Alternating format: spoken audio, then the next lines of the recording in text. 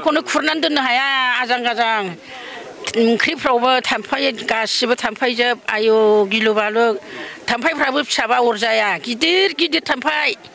बेखौ जों थाम्फै दांग्राजोब गोथां गिदिर गिदिरनो जों सायज' हालाना गथ' गथाय गासिबो जानाय लोंनाय असान्थि खालायबाय मोनामनाया आयौ आजां गाजां सोरबाबा लोमजानाय साजानायजोंनो गोबानाय खिनाय जालायलांबाय बिदिनो जाबाय गासिबो बिदियावनो जोङो रागा जोंनानै जों दा माबा फैबाय आरो माबायदि दा बेखौ मोजाङाव लाबोनो माबायदि लुबैदों मोजाङै लुगैदों जोङो बेखौ मोनामनो जेनेबा दा मोनामथों मोजाङै मोजां लाखिथों थाम्फैफोरखौ मोजाङै साबधान खालायनानै लाखिथों आरो बेखौनो जों बुंबाय आरो माथो मालिकआ जाखब नार्जारी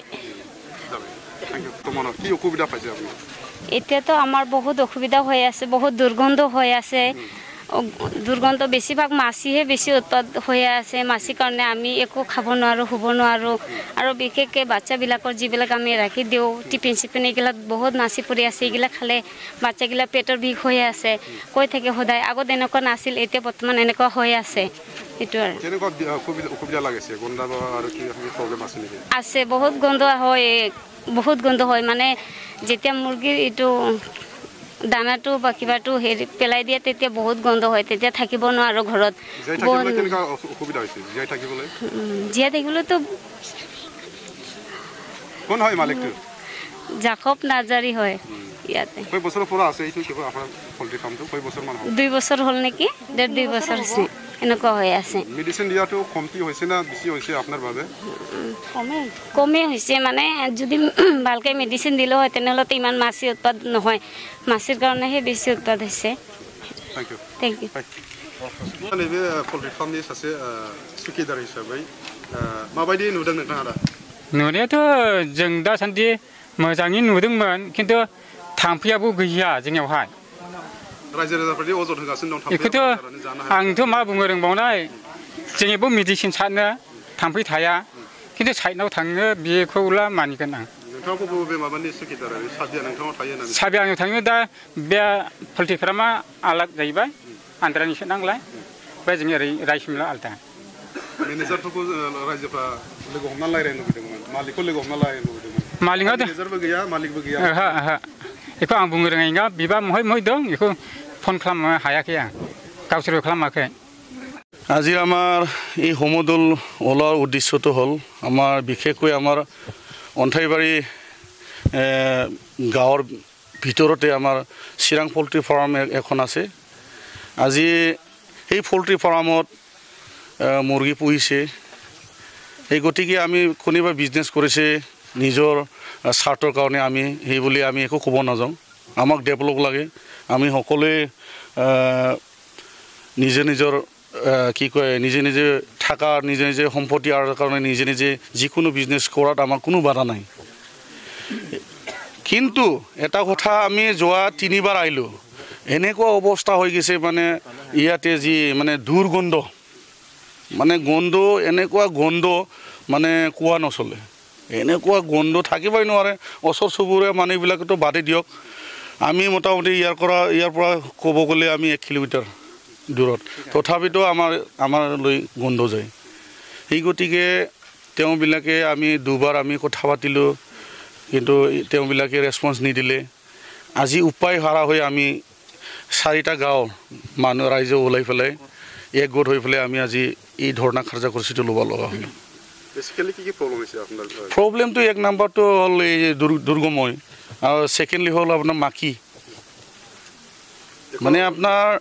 এতিয়া এনেকুৱা দুৰ্গময় এনেকুৱা শুব নোৱাৰে খাব নোৱাৰে এনেকুৱা অৱস্থা আৰু দ্বিতীয় নম্বৰটো হ'ল আপোনাৰ মাকি আপুনি এতিয়া পকা কাটল খাব নোৱাৰে আম খাব নোৱাৰে এই গাখীৰ চাকি ৰাখিব নোৱাৰে আমি মাংস কাটি পেলাই আমি শুকাব নোৱাৰে 1 ছেকেণ্ডৰ ভিতৰতে হাজাৰ মাকি ওলাই ফেলে কেনেকুৱা সলিউশন বিচাৰিছে সলিউশন আমি তেওঁ যদি আমি আজি যেটো ধৰ্ণা ললো এই ধৰ্ণাটো আমাৰ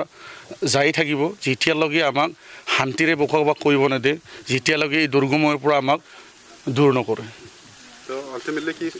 সলিউশন কৰিব আপুনি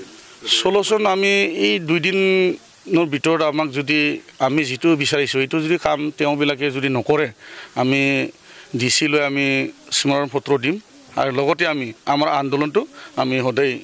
আগলৈ লৈ যাম কি এফেক্ট হ'ব বুলি ভাবে আপুনি এতিয়া গণ্ডৰ লগত নাই গণ্ডৰ লগতো হাৰ্ট প্ৰব্লেম হ'ব হাৰ্ট এটাক হ'ব পাৰে কোনোবা আৰু সৰু সৰু বাচ্চাবিলাকক আপোনাৰ ডায়েৰিয়া এইবিলাক এনেই হ'ব লগতে স্কুল আছে ক্লাছ ল'ব নোৱাৰে এনেকুৱা অৱস্থা হৈ গৈছে মালিকটো কি মালিকৰ নাম জাকব নাৰ্জাৰী তেওঁক আমি বিনম্ৰ অনুৰোধেৰে আমি আজিও আমি কওঁ সোনকালে যাতে এই দুৰ্গময়ৰ পৰা আমাক দূৰ ৰাখক আৰু লগতে মাখিবিলাকৰ পৰা আমাক শান্তিৰে জীয়াই থাকিবলৈ আমাক দিয়ক ফাৰ্মটো 1.5 বছৰ 1.5-2 বছৰ তেনেকুৱাই হ'ল আপোনালোকে আজি ধৰ্ণা কাৰ্যসূচী লৈছে এই দাবীখন যদি মালিকে নামানে কি ব্যৱস্থা আমিতো বিশেষ আমি ডিচি লৈ স্মৰণ পত্ৰ দিম ডিচি ইনষ্টেপ ল'ব লগতে আমি এতিয়া ক'ব গ'লে ৰাইজে কি ইনষ্টেপ লয় এইটো ৰাইজে বুজিব ৰাইজে ৰাজা ক'ব গ'লে সকলোৱে বুজি পায় ৰাইজে ৰাজা ৰাইজৰ ওপৰতো কোনো নাই ইয়াতে যে পল্ট্ৰি ফাৰ্ম বহিলে ডক্টৰ আছে না নাই ডক্টৰটো আছে বুলি আমি জানো কিন্তু কিয় কৰা নাই আমি আজিলৈ ক'ব নোৱাৰোঁ মেডিচিন যে পল্ট্ৰি ফাৰ্মত দি আছিলে সেইটো কম হৈছে নেকি আপোনাৰ আমি এইবিলাকতো আমি ক'ব নোৱাৰোঁ কাৰণ আমি টেকনিচিয়ান নহয় আমিতো গাঁৱৰ মানে বাসিন্দা আৰু আমাৰ গাঁৱৰ নিৰীহ মানুহবিলাক বেচেৰা এইবিলাক সকলোৱে আজি শান্তি নাই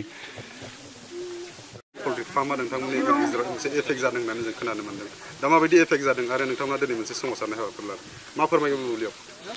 बे मुगायाव गिबियावनो नोंथांमोन हरटेल मिडियानि साफ्रोमबोनिसिम जोंनि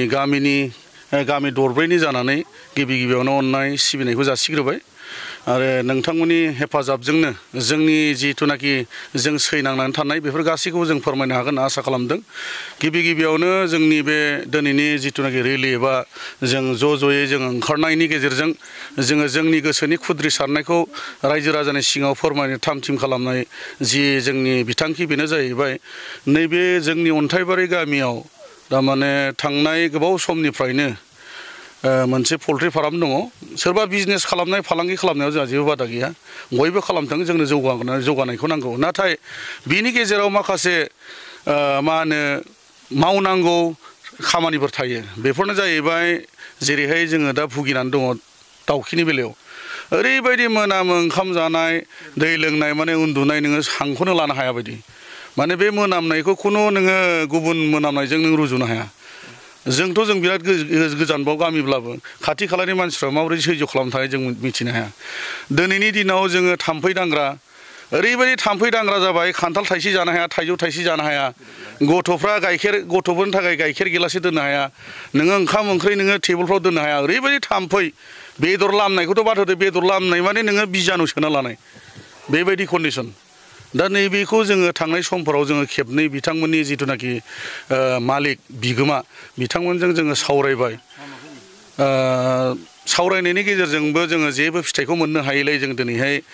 माने दिखारजों दुखुजों जों दिनै खुद्रि सारनायखौ जों दिनै रायजो राजानि सिगाङाव जोङो फोरमायसारनो जोङो थाम-थिम जानानै दरब्रै गामिनि ज' जानानै बेयाव फैदों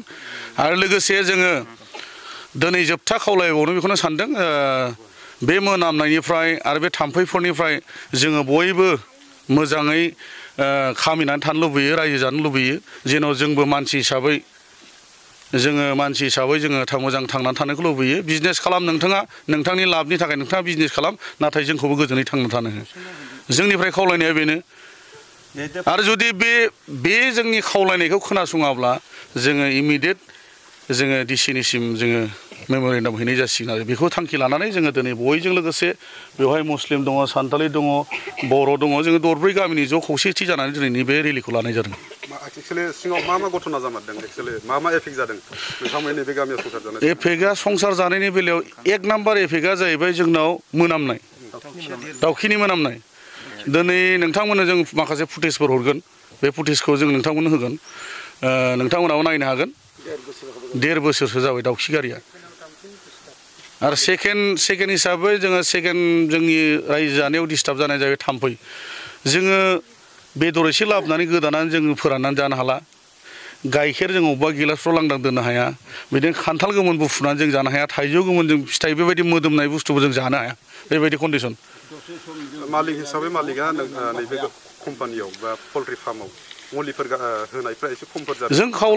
जों खावलायदोंमोन खावलायनाय बेलायै बिथाङा थांनाय समाव खेबसे होदोंमोन एसे खम जादोंमोन नाथाय बिनि उनावथ' जा नुबाय जोङो बिथाङा जेबो माबाखौनो लाया इनस्टिटिउटखौनो लायाखै आरो जोङो ब्रा ब्रायै बुंनो थाङोब्लाबो जोंनि समाजारि बिथिङाव जोङो गावजों गावसो माने नोजोर बोलायनानै नों आं होनलायनाय बिदिनो आसि थुलायनाय जायो माखासे बेफोरबायदि जेंनाफोर जायोब्ला साखाथियाव बेराम आजारफ्राबो जानो थाब जानो सम्भाबना थायो होननायखौ 100% माबायदि जायो दाने बेबायदि जायोब्ला नोङो बिसेसकय नोङो हार्टनि प्रब्लेम जागोन आरो बिसेसकय जोङो मा होनो